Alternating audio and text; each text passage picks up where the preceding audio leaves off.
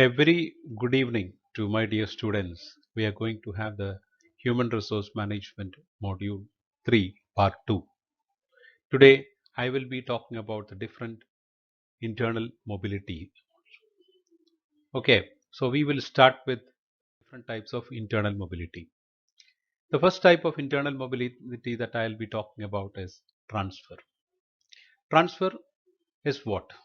It's basically a horizontal or lateral movement of an employee from one job section, department, shift, plant, or position to another. All right. So here, an employee has been already on the job.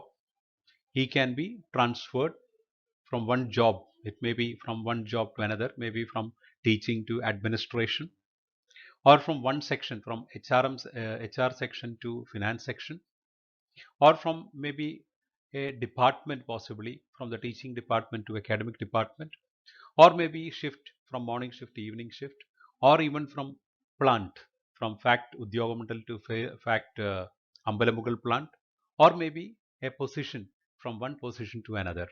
Maybe from a finance manager, he may be transferred as a let us say as an administration officer. However, there is no change in the salary, status, responsibility, but there is a slight difference also. There are occasions where maybe salary can be, maybe the basic salary may not change, but maybe the allowances may happen in certain cases. When you move from admin to sales, possibly you may get some vehicle allowance also. And similarly, when your status also may change, maybe your status, the designation or the status may also change, maybe a higher level. Sometimes, very rarely it happens. Responsibility also may change. So don't think that it is not totally changing. There are some changes again. However, definition says that, by Yoder and others, 1958 says that transfer is a lateral shift causing movement of individuals from one position to another, usually without involving marked change in duties, responsibilities, skills needed or compensation. Now, this is true, but we cannot 100%. I would not agree to this because there are changes. My experience also from the corporate, I have found that there are changes which happen in the situations also, because I've seen people from moving from marketing to admin and from admin to sales. That has happened. Even very close to people, very close to me, have done has happened to them. It has happened to them. Transfer may be initiated by a company or the employee. It can be but temporary or permanent. Now, suppose sometimes transfer will be initiated by the company. Sometimes the company may require actually a person to be posted because of a shortage of employees, or maybe it may be initiated by the employee also. Especially there are occasions where when people get married, they may seek for a transfer, or maybe when people have some health issues also, they may ask for a transfer. Those type of transfer requests are called as voluntary transfer, and the other one is actually the regular transfer, which happens usually there is a transfer policy. Maybe sometimes it happens in a gap of 3 years, or sometimes it happens like maybe at a seniority level, especially in the armed forces, people can come back to their mother state. All those things are happening. Now, what are the reasons for transfer? Transfers usually are done to increase the effectiveness of the organization or the employees' effectiveness, which contributes to organizational effectiveness.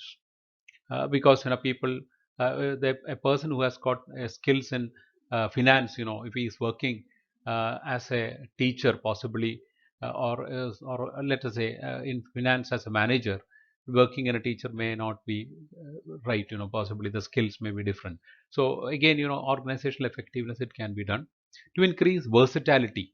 Maybe your new skill or the skill that you have can be utilized for a competent position. So that also may be a leadership competence can be there, or to deal with fluctuations in work requirements. As I've already told you, shortage of employees are there. As a result, you may transfer an employee from one place to another, or to correct incompatibilities in employee relations. There are occasions where people may have certain conflicts with the current setup, so they may be transferred from one plant to another. There can also be there, or to correct erroneous placements.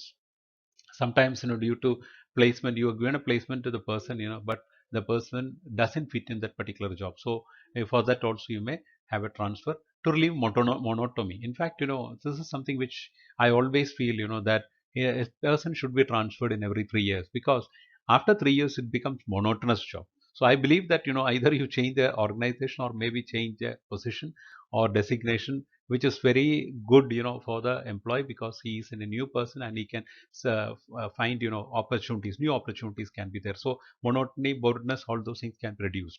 To adjust workforce, maybe as I have told you, the requirement of number and all those things should be there. And sometimes to punish employees also. I have also seen, actually, there are many companies, they find it very difficult to actually try to terminate a person, because the law doesn't allow them to do so. So the best way to terminate or send a person out is actually to punish him by transferring into a place where he is not at all familiar or he is not comfortable. So that is also another method being used by some of the management. Anyway, it is not a healthy method actually, as far as transfer is concerned. What are the different types of transfers? One is called as production transfers. Whenever it to meet the company requirements, especially the surplus employees in one department or section may be transferred to another place, then you call it as a production transfers. Especially those transfers help to stabilize the employment, because number of employees can be optimum. So that is the reason, one of the reason. Maybe replacement transfer. Sometimes when a person has retired, so in that position, somebody another person may be brought in as a replacement. Or maybe sometimes, in case of, I have mentioned here, like senior employee, there is a layoff in the company, and usually only the junior people will be transferred or maybe laid off, whereas senior employees are retained. So that also could be called as a replacement transfer. Or versatility transfers. This is almost called as job rotation also, where you may transfer a person to different departments, so that he becomes actually proficient in all or competent in all types of jobs, especially in the same level. So it reduces actually boredom and monotony also. Personal or remedial transfers also, sometimes to rectify mistakes in selection and placement, as we have already discussed. And then maybe sometimes it may be to give him an opportunity to work in another department, because the current department he may not be able to work. So there also can be called as a remedial transfer. Shift transfer is also there, especially companies which have shift, so they may shift from morning shift to evening shift, or evening shift to morning shift, or day shift. 8 hours can be shifted. So shift transfers also can happen, especially to have optimum productivity of employees. The next type of internal mobility is called as resignation. I'm sure all of you know what is resignation. It's a voluntary separation initiated by the employee. Voluntary means the employee takes a decision to move out of the organization, is called as resignation. And it can be due to various reasons. It can be on grounds of health, okay, marriage, better opportunities elsewhere, or maybe sometimes compulsory also. Sometimes there are as I have told you, in the case of transfers, where sometimes it becomes it's like a punishment. They may say that you are being caught in something, in a fraud, and we do not want to terminate you. If we terminate you, you will not get further opportunities elsewhere. So the best thing is you can resign. So it becomes a bait, and the person's resign, because when he resigns, he may get the other benefits also. So the person may opt, because since he's getting the benefits, he may do that. Company side also, they would be happy, because they do not want to say that such a senior person has been terminated. So they may ask them to resign. For example, the case of Cyrus Mystery and Ratan Tata. So one day, actually, Ratan Tata and another director went to the room of Cyrus Mistry and asked him to resign from the company, which he denied. Now, had it been resignation, it would have been a very, what you call, it would have been kept it as low key. But when he is being terminated, it becomes actually a big issue. And you know very well that the share market has responded very unfavorably to the decision made by Ratan Tata.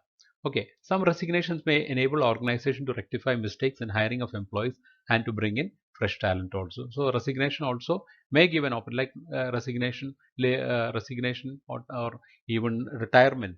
So both these things may allow actually the company to get new people, so fresh skills can be inducted.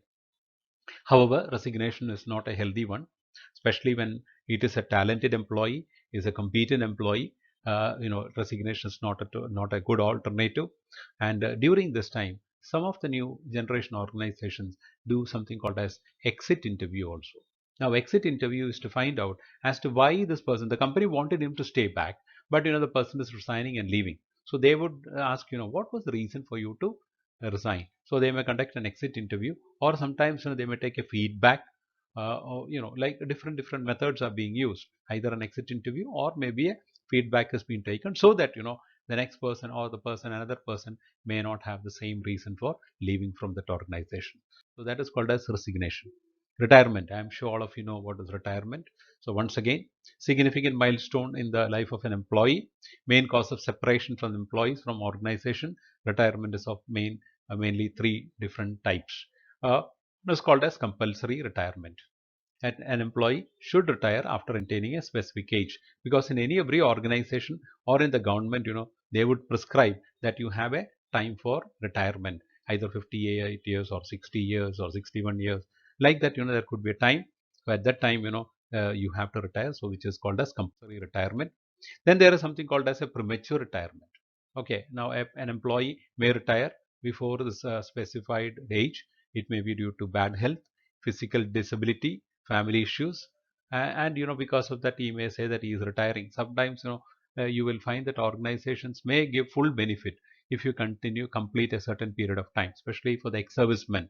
Many of these military people who serve in the military, they may work there for 15 years or 20 years, and when they are eligible for full pension, they may retire. They may take a premature retirement because they will get a better opportunity outside, so they may retire and they get the benefit of this pension also. So that is something called as premature retirement. Then there is something called as voluntary retirement. Now, for example, when the this is also called as VRS, or sometimes called as golden handshake. Now, when an organization wants to cut down its operations or reduce its staff, they will actually offer something called as voluntary retirement.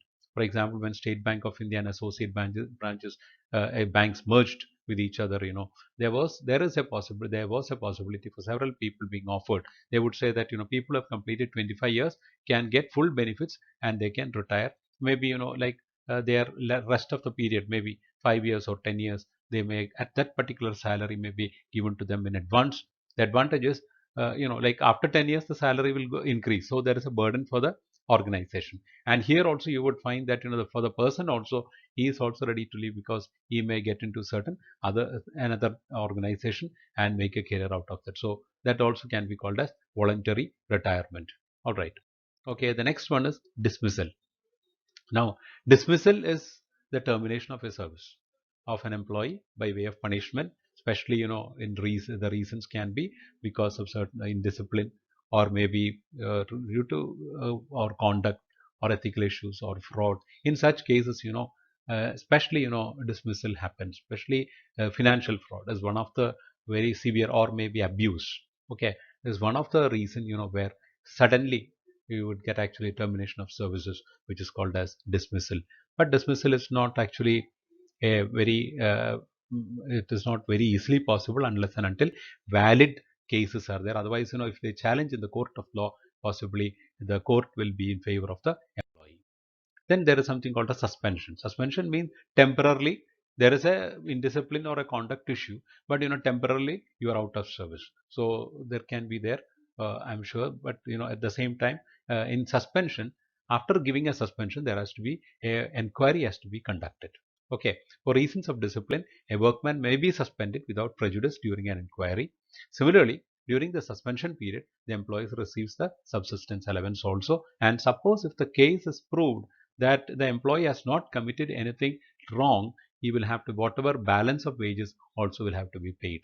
So suspension again can be done only when there is a valid reason, which could be due to discipline or conduct issues or abuse or any of these issues, or maybe sometimes a doubt also could be there, through which you can suspend a person. I am sure you would have heard the case of the of Jacob Thomas.